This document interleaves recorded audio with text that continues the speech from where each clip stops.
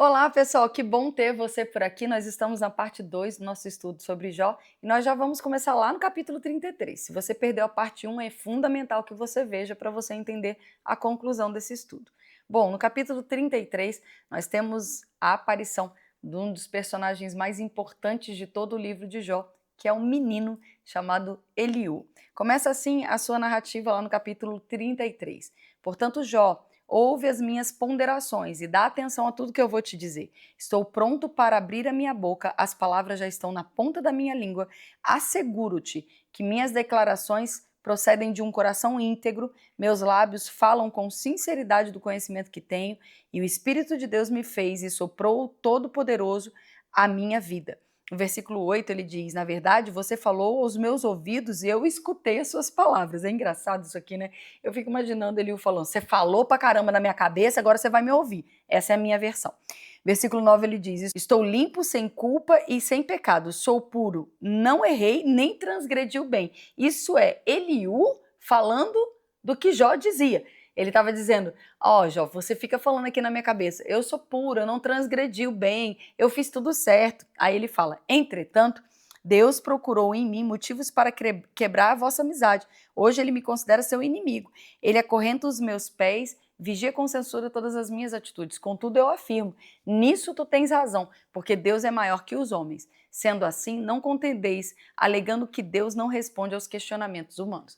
O que Eliú estava dizendo aqui? Olha, eu parei, eu te ouvi, você falou bastante. Falou sobre muitas coisas, inclusive disse, eu não tenho culpa do que está acontecendo comigo, foi Deus quem me acorrentou, foi Deus quem fez isso comigo, foi Deus quem me colocou nessa situação, ele quebrou o nosso relacionamento.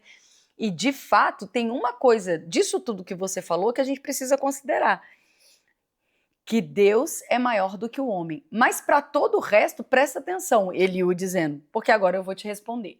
E aí agora, Eliú começa a mostrar a injustiça de Jó em colocar Deus em uma condição de ser julgado por algo que ele não fez.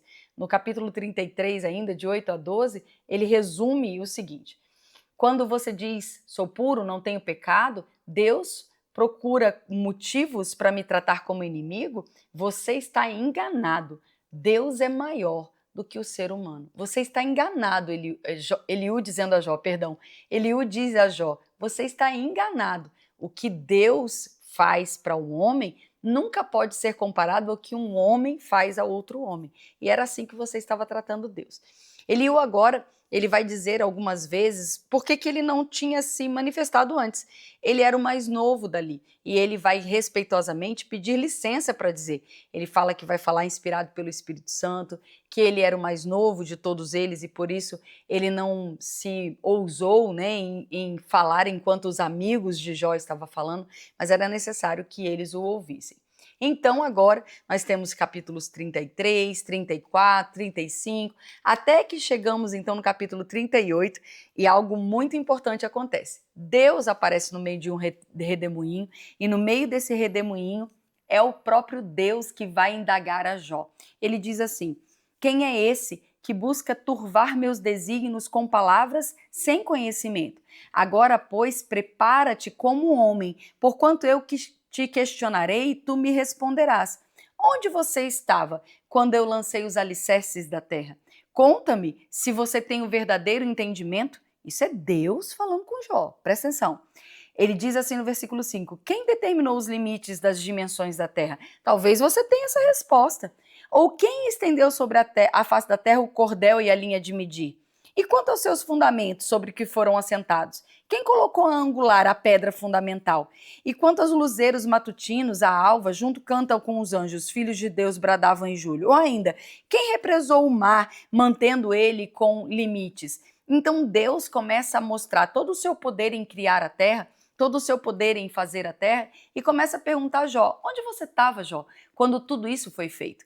Quem é que tem poder para fazer todas essas coisas? No capítulo 39, Deus continua falando a Jó dessa forma. Sabes tu o tempo em que as cabras têm os filhos ou cuidaste das corças quando ainda dão essas crias? Então ele começa a falar sobre a criação do mundo, depois o comportamento dos seres criados e Deus vai colocando Jó a pensar sobre todas as coisas que ele falava como se conhecesse, Mas ele de fato não tinha conhecimento nenhum. O que Deus faz aqui, indagando Jó, não é humilhar a Jó, é fazer com que Jó pensasse que ele não tinha nenhuma daquelas respostas para que as perguntas de Deus fossem saciadas. E ele queria dar explicações que ele não tinha. Ou seja, Jó falava do que não sabia. E o mais interessante é que o próprio Jó vai chegar a essa conclusão. Lá no capítulo 40, Deus diz assim, capítulo 40, verso 1. Porventura aquele que contende contra o Todo-Poderoso tem argumentos para contestá-lo? Que responda, pois, a Deus aquele que o censura. Eu fico pensando, amados, eu vou colocar meu coração para você agora, eu vou abrir meu coração para você. Eu fico pensando que depois de ler todo o livro de Jó, será que não dá medo, não, das pessoas que questionam Deus como Jó questionava? Porque a resposta de Deus, eu fico com a mão molhada de suor só de ler isso aqui. Presta atenção, as pessoas às vezes estão acusando Deus de um monte de coisa que Deus não faz. Aí Deus aparece para Jó e vai ter um bate-papo bem sério com Jó sobre isso. Vai perguntar a Jó um monte de coisa que Jó não sabe responder. Quando chega no capítulo 40, Deus começa dizendo assim para Jó: porventura aquele que contende contra o Todo-Poderoso tem argumento para contestá-lo? Que responda, pois, a Deus aquele que o censura. Hein? Eu acho que a gente podia parar e pensar que se Deus está repreendendo Jó, porque Jó falava do que não sabia, falar como Jó falava é cometer o mesmo erro que Jó cometia. Dizer sobre Deus as mesmas coisas que Jó disse e foi repreendido pelo próprio Deus é correr o risco de ouvir Deus dizendo: bom, se você então quer me censurar, se você quer me contestar, então me responde, onde você estava quando a terra foi criada? Quem é você para dizer sobre mim coisas que você não sabe? Não é uma coisa séria ser perguntada, não é uma coisa séria você parar e perguntar: meu Deus, Jó acusou Deus de ter feito um monte de coisa que Deus não fez. Aí Deus aparece para Jó e fala: você está errado. Jó chega à conclusão: eu estou errado, mas eu vou repetir as mesmas coisas do erro de Jó. Não me parece muito inteligente. Você ter as mesmas atitudes quando Jó teve atitudes que Deus mesmo repreendeu. Chegou para ele e falou: tá errado, você não pode pensar assim. E a sequência disso, Jó capítulo 40, verso 3 diz assim: eis então que Jó abre a boca e responde: sou pecador, como posso dignar-me a responder-te? Pelo contrário, tapo a minha boca com as minhas mãos para evitar as palavras más. Falei uma vez, mas não repetirei, ou mesmo duas, porém não vou insistir. Eu acho isso uma comédia. O Jó tá falando assim: ó, vou botar a mão na minha boca. Quem sou eu? Falar nada. Falei uma vez, mas não vou falar de novo. Na verdade, falei umas 2 vezes, mas não vou insistir, não. Não é engraçado você pensar nesse contexto, não é algo tão familiar para mim e para você pensar que às vezes a gente fala, ai meu Deus do céu, olha o que eu tô falando, né? Aquele bate na boca, olha o que eu tô dizendo. Não, mas eu não vou falar mais não, falei uma vez, não, falei mais de uma vez, mas não vou falar mais. Você consegue humanizar esse texto e trazer isso? E aí, então, do meio do redemoinho, o Senhor dirige a sua palavra a Jó: prepara-te como ser humano que és, eu te indagarei e tu me responderás. Deus me livre! Você tá entendendo a seriedade disso aqui? Jó começa a falar um monte de coisa sobre Deus, Deus aparece e fala: então se prepara como homem que você é, porque eu vou começar a te perguntar um monte de coisa e você vai ter que me responder. Graças a Deus, no capítulo 42 chega. E então Jó abre seu coração diante de Deus e declara. Capítulo 42, verso 2. Sei que podes realizar tudo quanto desejares, absolutamente nenhuma das tuas ideias e vontades serão frustradas. Tu questionaste quem é esse que, sem conhecimento, obscurece o meu conselho. De fato, eu falei do que não sabia. Abordei assuntos sobremodo complexo, sem ter nenhuma sabedoria. Jó confessa publicamente que ele falou do que não sabia. Ele expressou opiniões do que não entendia, tentou entender com a complexidade de coisas que ele nem mesmo tinha acesso. Então agora, tu ordenaste, versículo 4, capítulo 42. Agora, pois, ouve-me, eu falarei, eu te questionarei e tu me responderás. De fato, meus ouvidos já tinham ouvido ao teu respeito, responde Jó, contudo, os meus olhos te contemplam. Então, quando Deus falou, agora eu vou te perguntar e você vai me responder, Jó fala, você me falou isso e eu percebi que diante de tudo que o Senhor me perguntou, eu não tinha como responder nenhuma daquelas perguntas. Os meus olhos te contemplam. Caiu o meu entendimento, né? Veio o entendimento sobre a grandeza de quem Deus é. Em versículo 6 ele diz: por essa razão menosprezo a mim mesmo e me arrependo sinceramente no pó e na cinza. Existe um arrependimento profundo. Quando a Bíblia fala de pó e cinza, ela está falando de um arrependimento genuíno e profundo de Jó a respeito de tudo aquilo que ele tinha dito nos capítulos anteriores sobre Deus. Não cometa o mesmo erro dizendo as mesmas coisas que Jó disse, uma vez que o próprio Jó chegou à conclusão de que não fazia sentido nenhum. Os versículos finais são de fato muito belos, eu quero comentar eles aqui e a gente já está terminando esse vídeo. Diz assim: logo depois o Senhor disse essas palavras a Jó e declarou sobre os amigos: eu estou indignado contigo com os teus dois amigos, pois não falaste a verdade sobre a minha pessoa, como fez o meu servo Jó. Então agora Deus corrige os amigos de Jó. No versículo 8, ele manda que um sacrifício seja feito e o próprio Jó interceda pelos amigos para que eles sejam perdoados.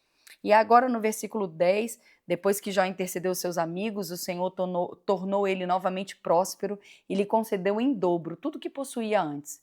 Ele vai dar, de fato, 14 mil ovelhas, ele tinha 7 no começo, 6 mil camelos, ele tinha 3, 1.000 juntas de boi, ele tinha 500, 1.000 juntas de jumento, ele tinha 500, mas nascem mais 7 filhos homens e 3 filhas mulheres. E por que Deus não multiplicou os filhos? Porque para Deus, filhos não são substituíveis. Aqueles que Jó havia perdido lá no início continuam na presença de Deus e um dia todos nós iremos encontrá-los se morreram preservados na justiça de crer que um dia o Salvador viria. Aqui nós podemos entender que ele estava sendo restaurado, restituído de tudo aquilo que havia o diabo roubado dele. E o texto termina dizendo: chamou a sua primeira filha de Gemima, a segunda de Késia e a terceira de Queren-Apuc. Sim, é daí que foi tirado o meu nome, que a minha avó Celita, crendo que um dia toda a minha família seria salva, me presenteou. E diz aqui a Bíblia, eu concordo com a Bíblia, que em toda a terra não se encontraram mulheres mais bonitas do que essa. E aí eu vou fazer o quê, né? Eu preciso concordar que esse texto tem razão. Tô brincando com você. Eu sempre faço essa brincadeira porque, de fato, eu tenho muito orgulho, tenho muita alegria de minha avó ter sido guiada por Deus para me dar um nome tão expressivo como esse. O nome Késia termina a Bíblia, assim como Queren-Apuc e Gemima, são os nomes citados, ele não cita o nome dos homens, mas de verdade o que Deus está dizendo aqui são presentes que Jó recebe, não só pelas coisas, porque se ele tivesse perdido todas as coisas, mas talvez não tivesse perdido seus filhos, as suas percepções seriam outras. O que nós temos de mais precioso na nossa vida são aqueles que amamos. E Deus é o único capaz de preservar a vida, Deus é o único capaz de nos dar a capacidade de cuidarmos uns dos outros. Nós não devemos nunca, amados, perder isso de vista ou até mesmo entender sobre Deus quem Deus nunca foi, quem Deus não é, quem Deus nunca será. Ele nunca vai ser o provocador do mal, do luto, da perda, da morte, da desgraça, da dor, do sofrimento, da doença, do câncer, do acidente. Deus não está envolvido nisso, ao contrário. Ele começa abençoando Jó e termina abençoando Jó. Jó vai viver mais 140 anos, viu filhos, seus descendentes, até a 4ª geração. Ele viveu muito bem, viveu em prosperidade todos os seus dias. O que ele conta aqui é uma pequena fatia da sua história, onde o diabo se levantou, enganou o seu entendimento, mas os seus olhos foram abertos e ele pôde engrandecer a Deus verdadeiramente pelo caráter de Deus. Eu espero, oro e desejo que essa mensagem chegue ao seu coração com esse mesmo intuito, que você reavalie o que você entende e compreende sobre o caráter de Deus e faça as mesmas perguntas. Será que eu tenho atribuído a Deus o caráter correto de Deus? E se não, assim como Jó, ainda dá tempo de se arrepender, entender a bondade de Deus e o seu caráter e viver protegido por esse amor que nunca falha. Que Deus te abençoe, obrigado pela sua presença aqui. E se esse vídeo está contribuindo, edificando a sua fé, não deixe de curtir, se inscrever no canal e também compartilhar conosco as suas experiências. Um beijo e até breve.